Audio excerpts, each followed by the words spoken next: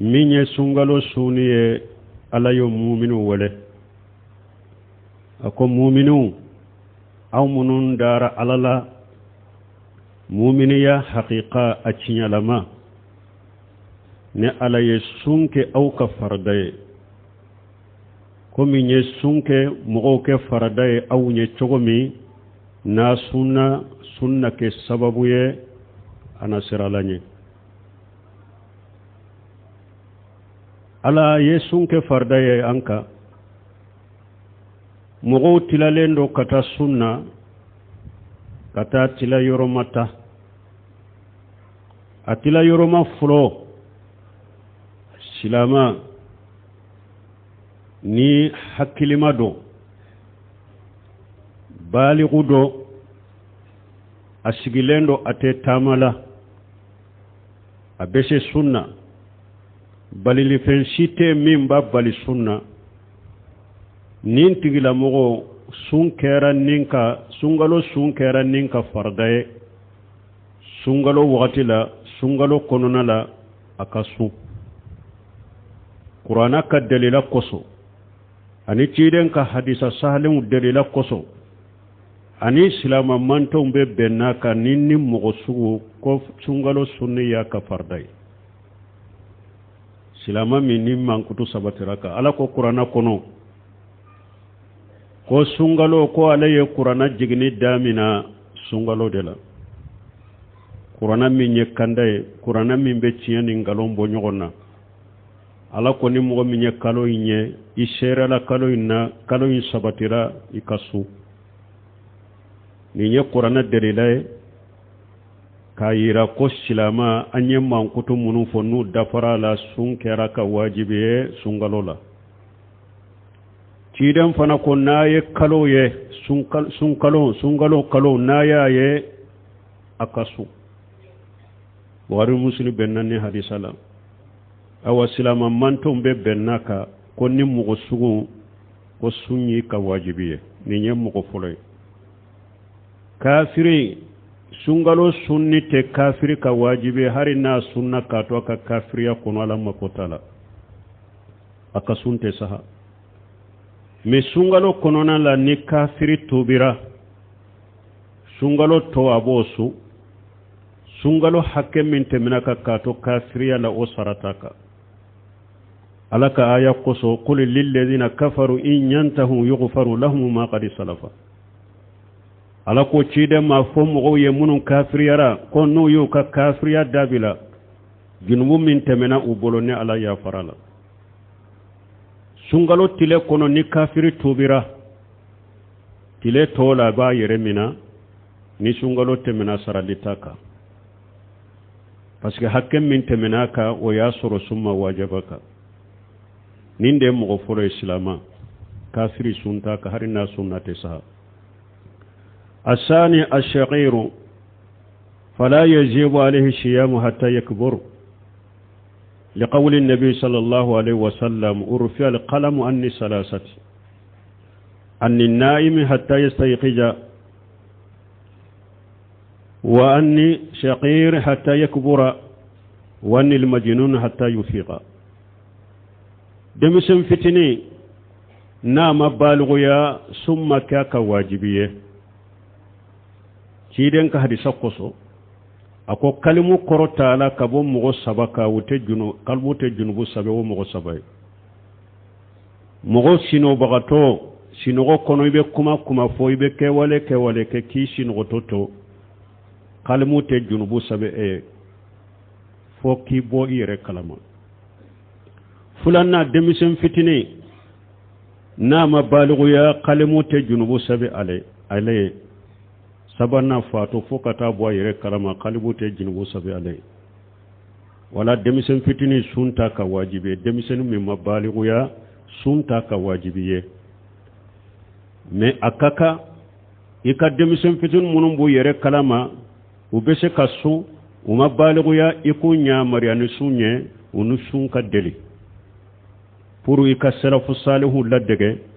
salafu tumbe uka demisen fitinu mu mabaligu ya utumbu lasu unu betam misiru kono hari nimin kasira ubu annege nege katilon ke fendo ta kadama puru kadda de fokata tilebe kana mi kana dumuni kay wala ibe kad demisenu ni sulla dege mi ama wajibu ka me do ba jatemina ka hinnan ka demisenu la oyen kubali sunna de ayi ima hinna ula wala ibu la dege sunna de uni sunka dege kala mo sunka ode ye hinnara ikademisenu la ni demisenu min koni ni yere ya do sunyo degu abena tora la soma o bali sunna ni yere ya do demisenu min na sunna mabalu ya sumba degu abe tora la sama o bala kana su me ni sunte fenke minuna ubese sunna ubila ukasu ku nyamure kasu uni sunka la dege ikaselifu salafu salihu la dege balighu ya ni demisenu balighu ya do sun wajibraka balighu ya tamanse ceni musola sabado muso tabe jidi nani nabe faraleta ka ceni muso balighu ya tamanse ye sabaye folo ye munye ikera kera musulmani ye na shugura ko aleni ni cede shugura ko ni muso jera la wajiborina abalighu yara ni musulmani de shugura ko ni ce jera la wajiborina shugu en kono abalighu yara ni ye folo ye fulana imbatule aana barakoroshi hada madenye fela kerefela wala shi munumbe bokera cheokera muso no bora doro ibalu yara tamanse fulana eninye tamanse sabana na sera santani duru musomani do chemani do nasi sera santani duru abalu yara nani nabe fara musomani takana ya kaloboye hari nabe sankono to de la ni musomani ye kaloboye abalu yara sun kera ka wajibi ni ya fulana asani almajnun wa huwa faqidu alaql fala yajibu alayhi siyam lima sabaqa min qawli an-nabi sallallahu alayhi wa sallam urfi al-qalam lis-salasati al-hadisa sabana fato sunte fato ka wajibi kiden ka hadisa ko so hadisa min temena na ko kalimu korotara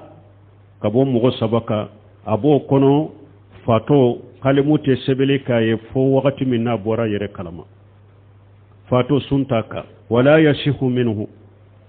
ni fato sunna fana aka sunte saha li'annahu laysa lahu aqlu ya'qilu bihi al-ibadatu wa yanwihi wal ibadatu la yashihu illa binniyya liqawli an-nabi sallallahu alaihi wasallam إنما الأعمال بالنيات وإنما لكل امرئ ما نوى فاتو هر الناس سنة أكسون تسها بس حكلي تعالى نابي بطو حكلي ناي حكلي تعالى نابي بطو غنيا ناي بطو فناتسك صحابة فوا كان غنيا دي كيدن كحديثا كتو أكو باراو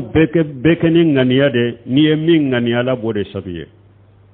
ولا فاتو سنتا كهر الناس سنة أتسها minna ya soro min ka faye de wakati dola fa bala wakati dola aka hakilu bena nin fato sugu fa bala wakati minna sunta ka sallita ka minna hakili nana don mununa olu don yi sunni baka ninye mugo sabanai mugo nanina aliharimu alladhi balagha lihajiyana وسقط تمؤيجه فلا يجب عليه الصيام ولا إتيام عنه لسقوط تكليفه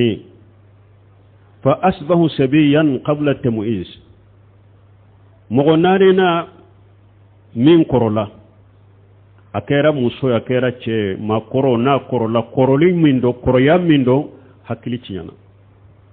نمغو كورولا فو حكلي تيانا ate fen kalama ata kuma foto kalama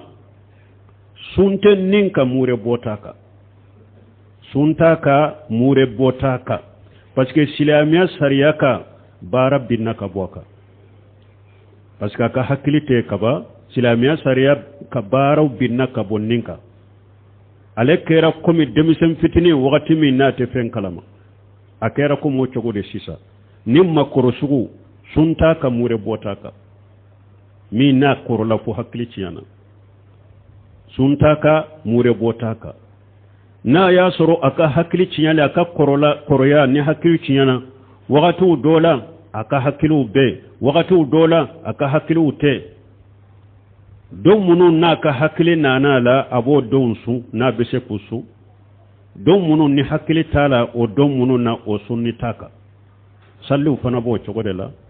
wakati min na hakili be abe salli wakati min ni hakili te salli taka ninde mogonani nay القامش مغدورنا الآجز عن الشيام أجزا مستمرة لا يرجى جواله كالمريض كالكبير والمريض مرضا لا يرجو برؤه كصاحب السرطان ونحوه لا يجب عليه الشيام لأنه لا يستطيع قال الله تعالى لا يكلف الله نفسا إلا وسعها وقال تعالى فاتقوا الله ما استطعتم مغدورنا مغمن دسر السنة دسل من دو كداي دو اتسيرد كومي تشكربا عليك حكلي بيد اني تشكربا فولو انت كلني مي حكلي تشينا عليك كورولا مي اكا حكلو بي مي افنا كا كوريا شيرا دغرما اتسكاسو akorola atese kasume hakilu koni be ube bana bagato bana mi ete bana yu furakeli jigi misali la komi kanseru na nyugono o bana be mugola dogotoro ko an kadoni koni kono hadamaden doni koni ka fo ebe kenya nim bana be furaka atese ka furaka itese ka sufana nunun sunte nunun ka pasiga utese ala te nimbila fenna itese minna nunun tese sunte nunun ka me mure bo buka min korola hakili be me atese kasu sumbi naka boka me abe mure boke mi bana bala bana mi na jigita la ko bana imbe frake atese kasu fana sumbi naka boka me mure bo baka o mure bo doni ke bawo ye nyogon soso majabi maliko ba fo muddi sawutila nanina ahmad ibn hanbal nun kam majabi woni mahjabi wara wulu ba fo ko salu tila sawu tilance don ko kon ni yorola min kisilendo yere korosi be minna e ka sawu tilance imbo yo jate mena obe be kilo kele anitila mure bo pour ki yere korosi ka bo don ko kan yon soso la pew kilo kele anitilance e bo dongodo sungalo mume bebe kilo binani ani duru jokorba min tese kaso ka hakili be ube bana bato min tese kaso pew murebe mimbaka sungalo mume kilo binani ani duru abobo ninde mo duru nay asadisu المسافر إذا لم يقصد بسفره تحيلا على الفطر فإن قصد ذلك فالفطر عليه حرام فيجب الصيام عليه حينئذ مغورنا تامده نمغمن بتامده نلا تاما ni dobe bo salli la tama kono kilo bisegi kata o samfe tama bo ni yo o tama ke sunti ka wajibiye sunti e ka wajibiye atigi bese kami men nintigi la hala dama do bala tama domi tama demi e tamara me ikalla nyini te ka tama puru ikase kami sungalola ikalla nyini mako yede ni tama demi kalla nyini kerode ka ke fere de nka tama sungalo kono puru sungalo sunne ka bi ka boinka sunte mini ye eka haramu ye e wasun wajibilendo eka metama de nana la e matama puru ka ke fere ka sumbi ka boyka itamana de tama de yere de nanila sumbi naka boyka mesisa ni e yere yado mbe tama min kono mbe se ka su intin toro ikasu ode kanyi juru kana karikana tama demmin ni ya don ka tama lambe se ka susuntin toratin dagu ikasu ode kanyi ni tama demmin ya don mbe tama lambe se ka sude mbe degu ala kan nogoyata e kam mi kana su tama de be tama la ni yere ya don ni sunna sumbe tora yere de lasima a haramu yere ka sude ala ko wala tulgu ila bi aydikum ila tahaluka akwa kana yere di halakima ni yere ya do be tama la sumbi toro akana sude e kam mi bo ni yere ya do sunti tora di degude e be se kasu pour juru kana kari kana ini mogo kasu nyogon fe bo tama de ni emmi na tama kono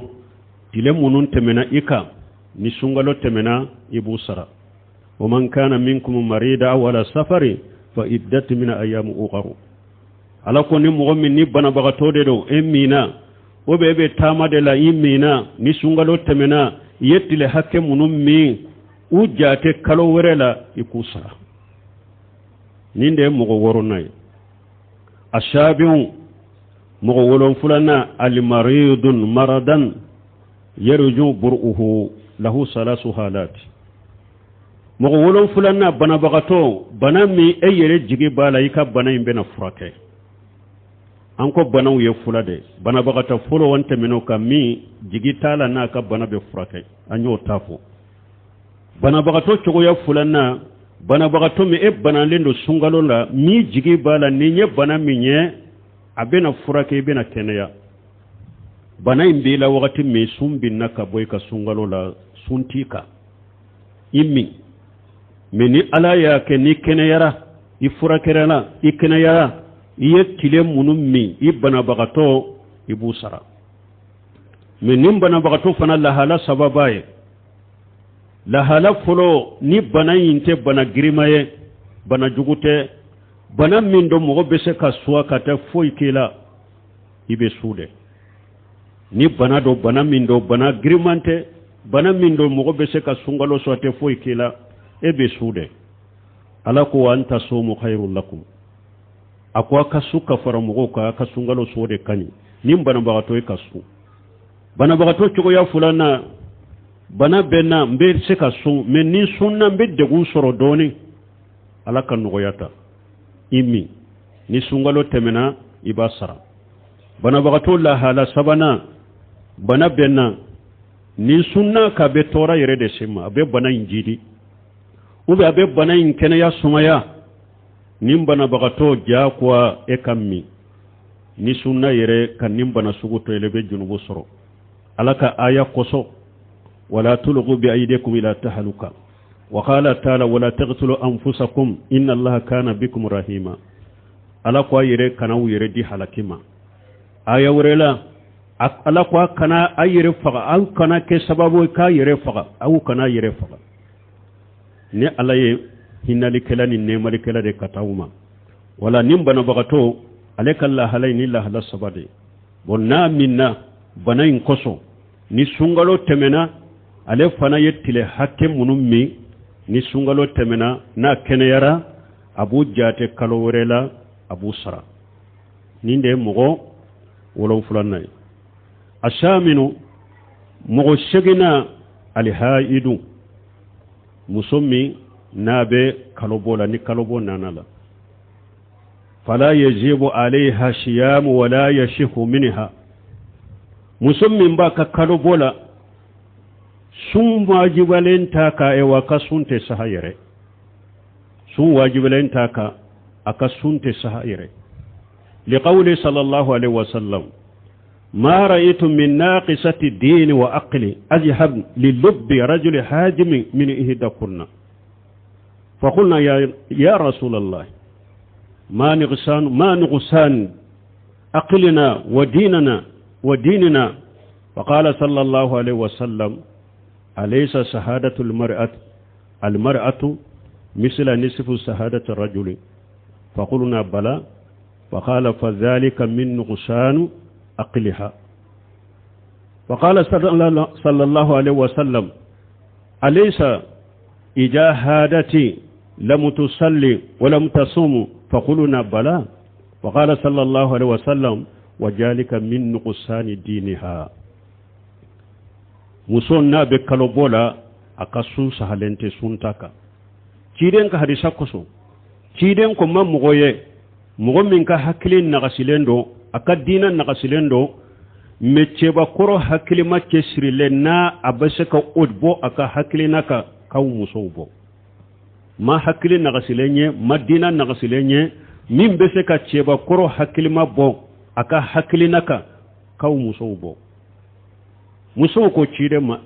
ko anka aywa hakili nagasilen do anka dina nagasilen do anka hakili nagasilenye juman fanay ciden ko yala muso ka seriya tebe ce kelen ka seriya tilance de mawa ke kelen ka seriya ni muso fula de ka seriya bibe nyogoma ako yala wutewa muso ko oho ako de aka hakili nagasilinye o kan ka dina nagasilidu ako yala muso na be kalobola abe suwa abe salliwa ko ay wa ko o de aka dina nagasilinye o donc ni yayira ni muso be kalobola ika suntiyana suntika me kalobo sungalo konona la kalobo tile munu nu yu shigi ka kalobo toila ibe mi me ni sungalo temena ibu sara kalo wolela o kalobo infule ni muso ye kono dimi do ayerela kon kalobo ba ke kana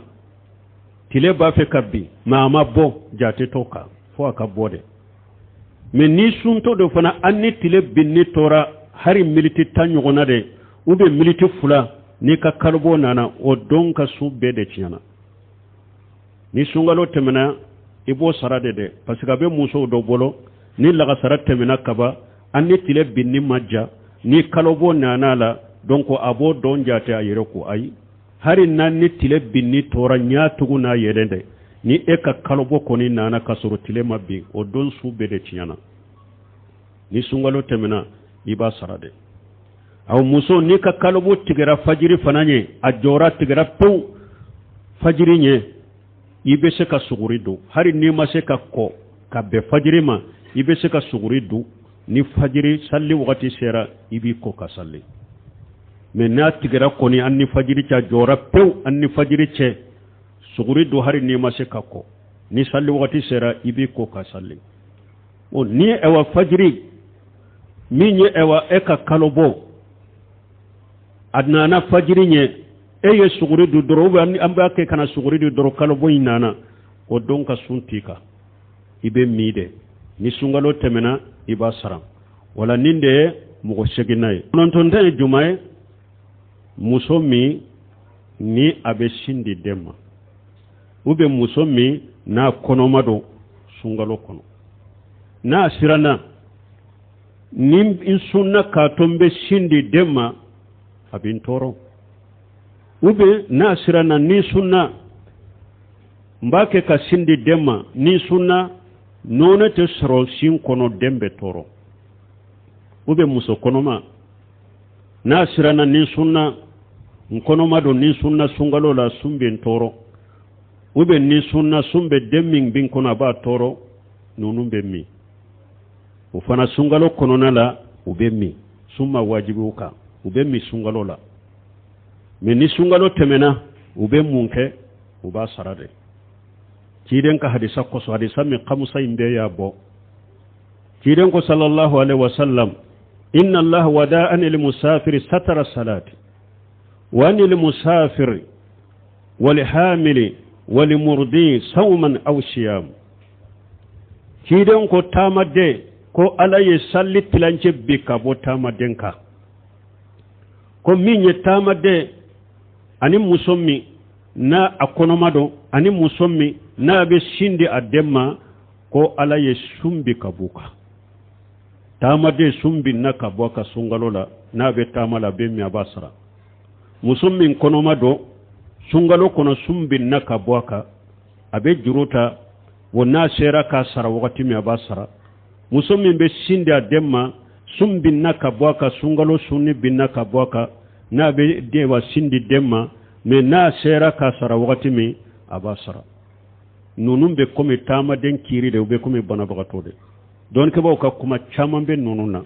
min be shinda demma ni muso konoma don ke ba ka kuma chaman de bulu ka kola me aka kuma sahalin de fulani ube konte komi bana bagato be juruta chogomi de ube konte komi tama dembe juruta chogomi de do ba fo de kube mure bode ke sumbin naka buka saratu ko be mure boka o sahlente min ka kene min sahlende o de fuleni nye uni tama denni bana bagato bede be kirila o be sunjuru de ta nu sera ka sara wakati mubasara muso konoma ani min be sindi demma ninde kononton nay al qismul ashiru tannam ye jumaye man ahtaza ila al fitri li dafi darurati khayrihi ka inqaji masumi min qarqi aw harqi aw hadimi aw nahwi jalika mogo tannay jumaye sungalo sunina mogo min ni e hatagira sungalo la fo e kam mide e yere ka darurate de ete mi yere kama de ebe mi puru ka tora bo itanade ka nima mi tese ka tora imbo itana inka komi nin kisile nin tangale kisili misale la mogo min ba fe kato jila e suntolo e nana e nyabe mogo dola ba fe kato jila e yere bado ni sunto ko ikado jinna kale kisi mi nogo min bila kongo min bila itese ifanga tese ka kisi adagara ika mi puri kan nin kisi sungalo konona adagara ika mi puri kan nin kisi ni sungalo temena iye dommi mi basara a ube tasuma de donna la kan kisi tasuma de donna mogo dola e yere bajo karasa min fule ni nyen nin tangalendo ala ta ko fente se ka kisi ka bo tasuma ma fana ne suntondo fo inka suntige ika kisi mi ika suntige ika fanga soro ika kisi ni sungalo temena ibasara a ube kogo do binna mogo doka ona na kogo binnaka puru ka fere ke ka kogo imbo ninka an kungoto te se ka ke an min ngoto te se ka ke fo an kan mide an ka fanga soro an kan mi an ka dumuni kan ka fanga soro puru an ka kogo bo ninka abe kisi chogomi ayemi ebe mi ibe suntige ibe mi ibe ninkisi pompisi bo chogola munum be tasuma fagala alaka jamana kisi kasarama